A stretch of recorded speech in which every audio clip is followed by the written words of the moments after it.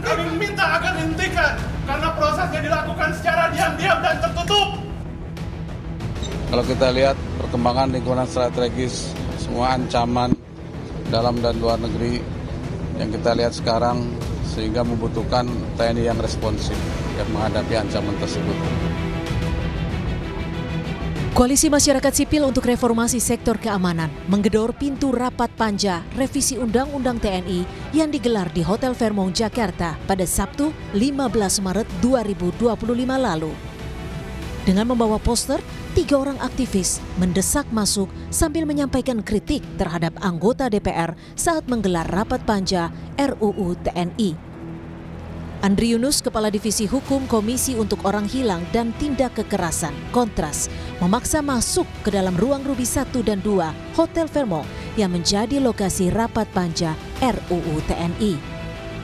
Mereka meminta pembahasan revisi Undang-Undang TNI seharusnya dihentikan karena dilaksanakan secara tertutup dan tidak diinformasikan kepada masyarakat.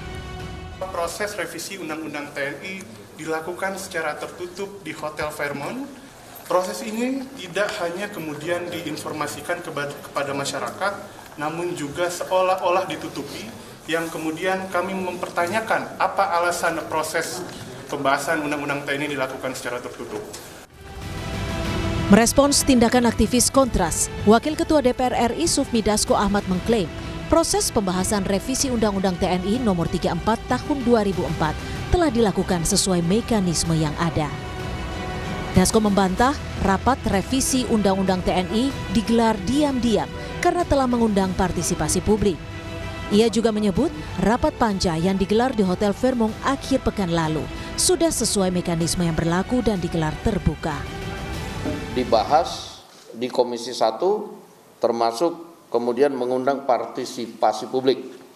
Yang kedua, bahwa tidak ada kemudian rapat terkesan diam-diam karena rapat yang dilakukan di hotel itu adalah rapat terbuka. Boleh dilihat di agenda rapatnya, itu rapat diadakan terbuka dan memang konsinyering dalam setiap pembahasan undang-undang itu memang ada aturannya di dalam peraturan pembuatan undang-undang dan tidak menyalahi mekanisme yang ada.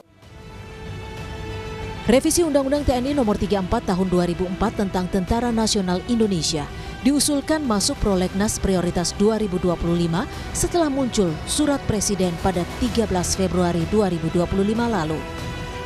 Selain mengatur soal penambahan usia dinas keprajuritan, revisi Undang-Undang TNI juga mengatur perubahan jumlah jabatan sipil yang bisa diemban prajurit aktif. Jika sebelumnya Undang-Undang TNI hanya mengizinkan prajurit aktif menduduki 10 kementerian dan lembaga, maka dalam revisi ini ditambah menjadi 16 institusi yang dapat diisi oleh personel TNI aktif tanpa perlu mengundurkan diri. Tim Liputan, Kompas TV.